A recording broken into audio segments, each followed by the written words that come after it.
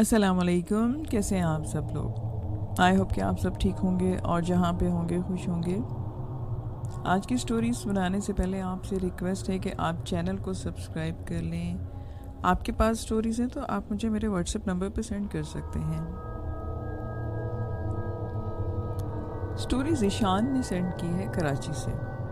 चंद साल पहले की बात है। मुझे मेरे एक इंतहाई करीबी दोस्त ने हैदराबाद से कॉल की कि कराची में फ़लाँ जगह पर एक बाबा है, इनका नंबर मुझसे मिस हो गया है, तुम वहाँ जाओ और मुझसे मेरी बात करवा दो, बहुत ज़रूरी बात है मुझे करनी। मैं इसके दिए हुए पते पर पहुँचा जो कि चंद ही मील पर था और जिनके पास जाना था वो वहाँ की मशहूर शख्सियत थी, तो ढूंढने में मुझे कोई दुश्वारी भी नहीं हुई। जब मैं वहाँ पहुँचा तो वहाँ काफ़ी तादाद में लोग मौजूद थे। एक साइड पर औरतें थीं जो कि पर्दे में थीं और एक साइड पर मर्द जमा थे।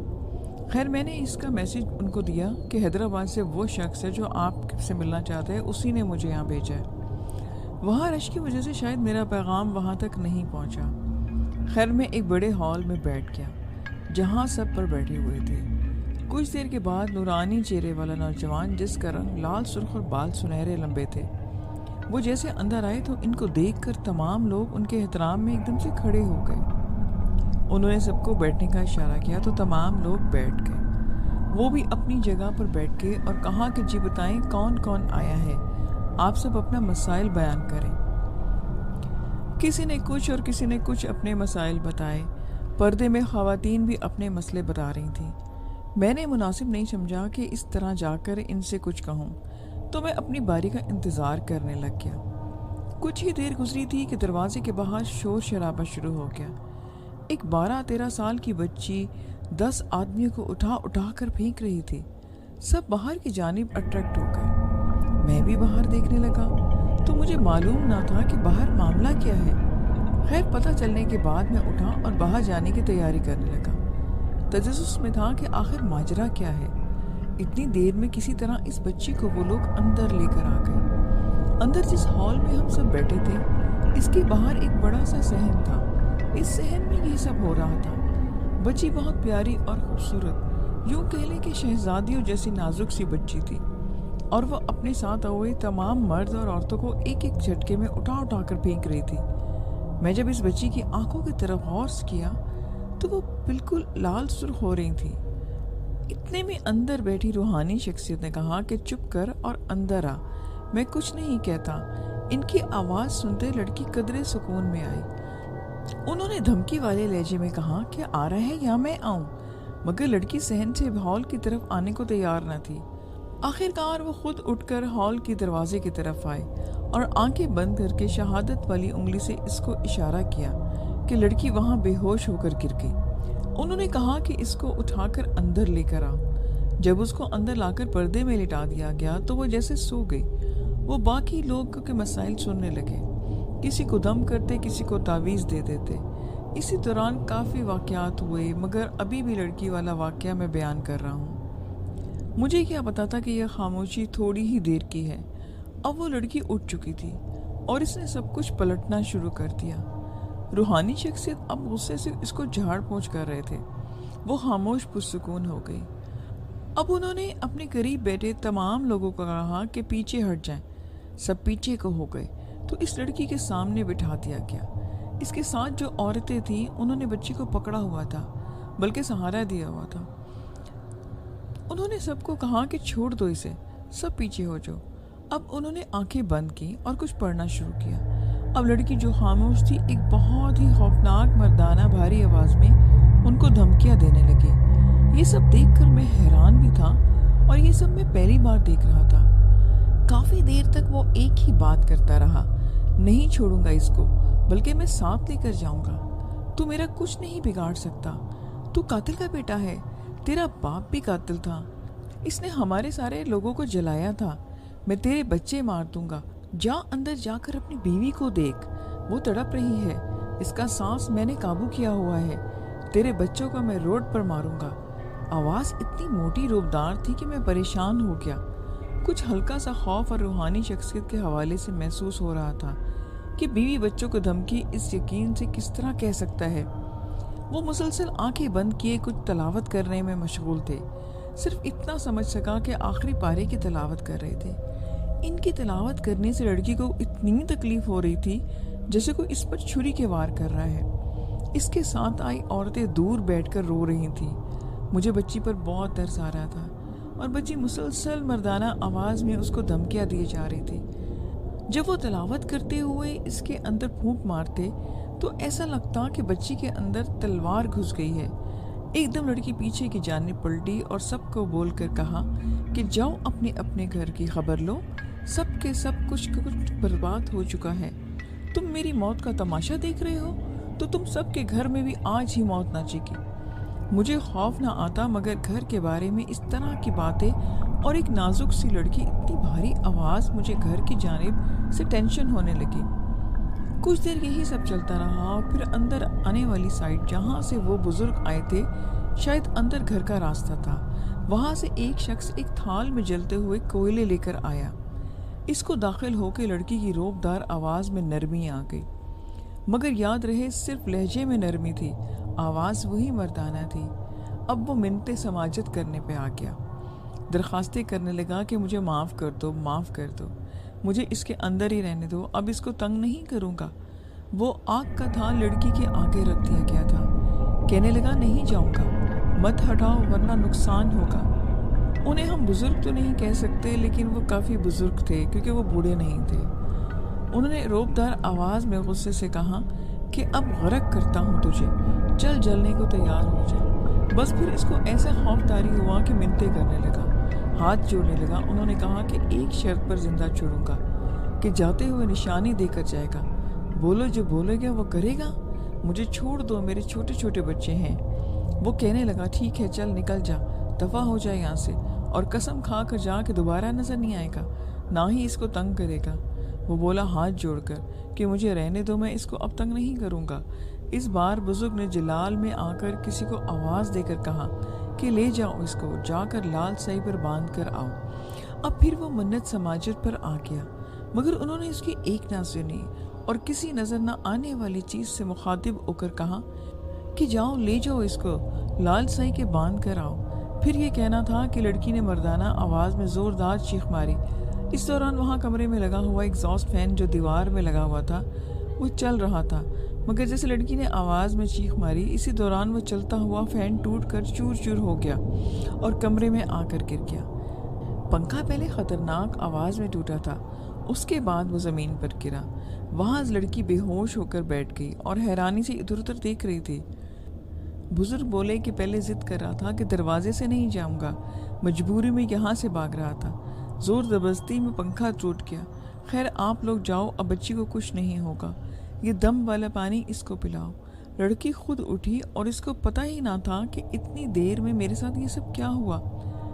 تھوڑی دیر کے بعد ان سے میری ملاقات ہوئی اور میں نے اپنے آنے کا مقصد ان کو بیان کیا تو انہوں نے کہا کہ آپ گھبرائیں نہیں، کہ ہمارے روز کے معاملات ہیں اور ایسے واقعات یہاں پر ہوتے رہتے ہیں۔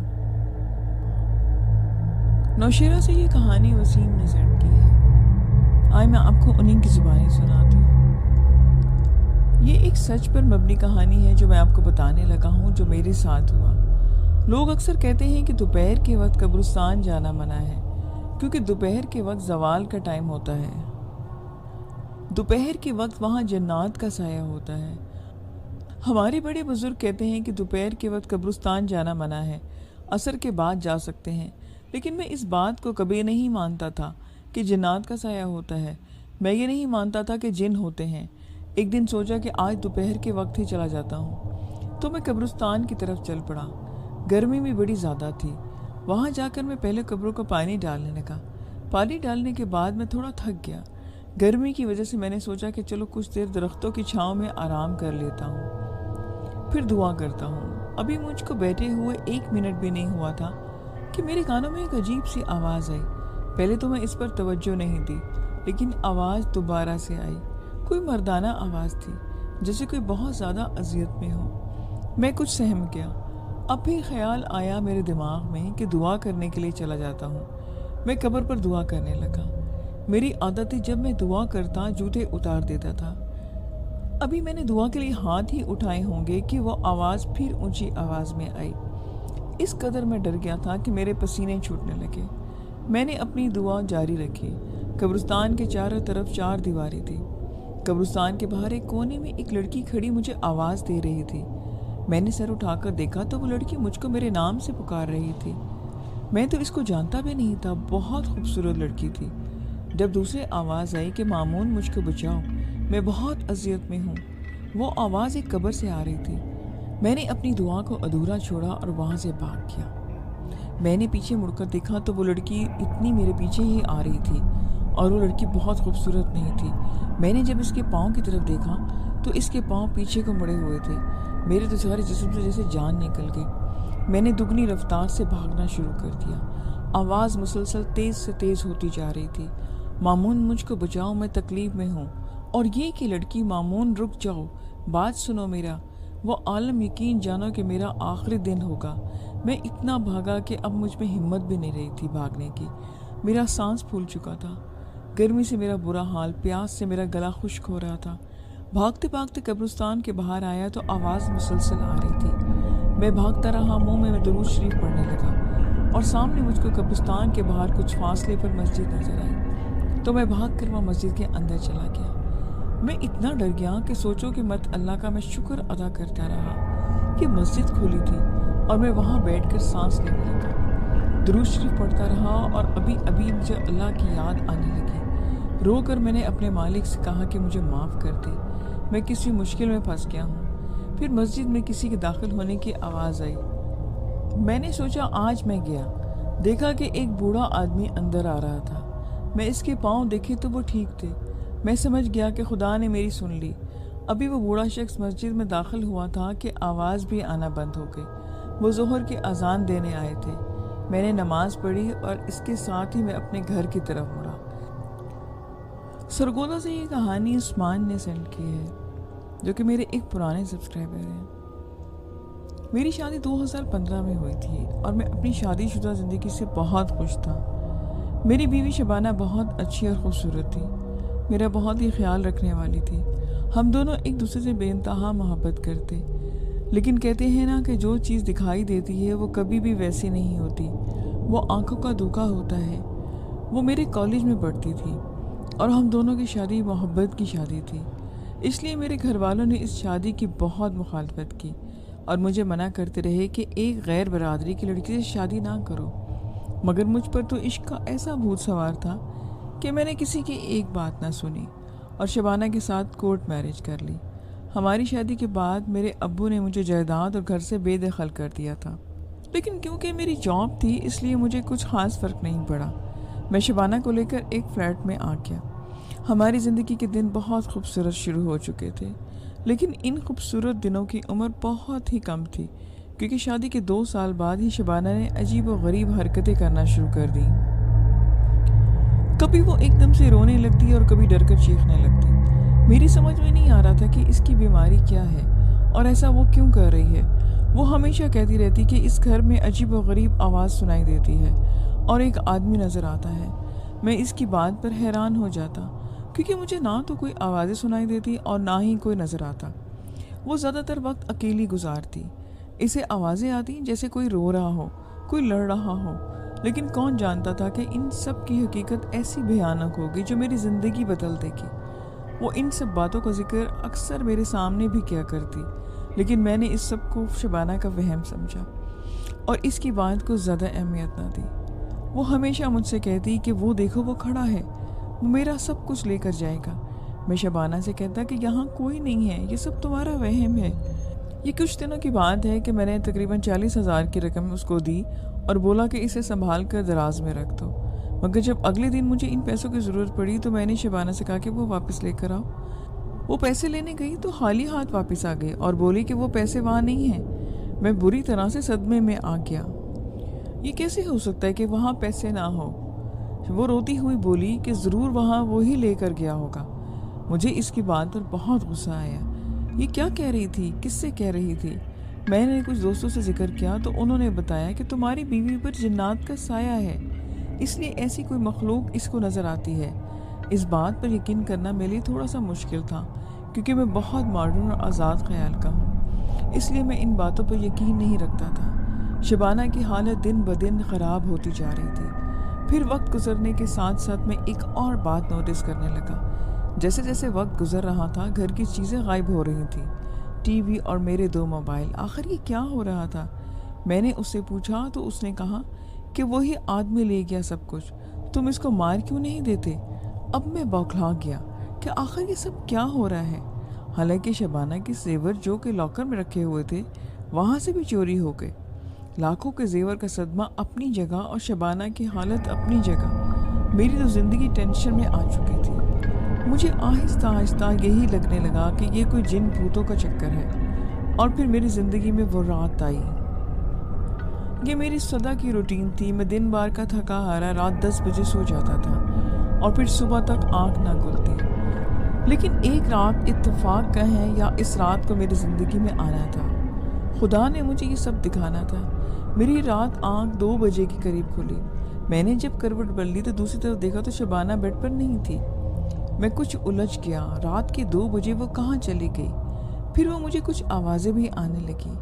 مجھے کچھ تجسس ہوا۔ میں کمرے سے باہر نکلا اور آوازوں کے تعاقب میں کمرے سے نکل کر لان میں آ گیا۔ پھر میری آنکھوں نے ایک عجیب و غریب منظر دیکھا۔ شبانہ لان میں مٹی کھود رہی تھی، جیسے اندر کچھ تلاش کر رہی ہے، اور تھوڑی دیر میں زمین مٹی برابر کر دی۔ میری کچھ سمجھ میں نہیں آ رہا تھا کہ یہ سب کیا ہو رہا ہے۔ شبانہ آخر رات کے 2 بجے لان کو کیوں کھود رہی تھی؟ میں نے اس بات کا ذکر شبانہ سے نہیں کیا اور چپ چاپ آ کر دوبارہ لیٹ گیا۔ لیکن اس کے بعد میں سو نہ سکا اور ساری رات مجھے خیالات آتے رہے۔ اگلی رات اسی وقت ایک بار پھر میری آنکھ کھلی، ایک بار پھر وہ کمرے میں نہیں تھی۔ اب مجھے سمجھنے میں دیر نہیں لگی کہ وہ کہاں ہوگی۔ میں کمرے سے باہر نکلا، وہاں کل والا منظر تھا۔ وہ وہاں گڑھا کھود کر کچھ اندر ڈال رہی تھی یا نکال رہی تھی، مجھے صاف نہیں دکھ رہا تھا۔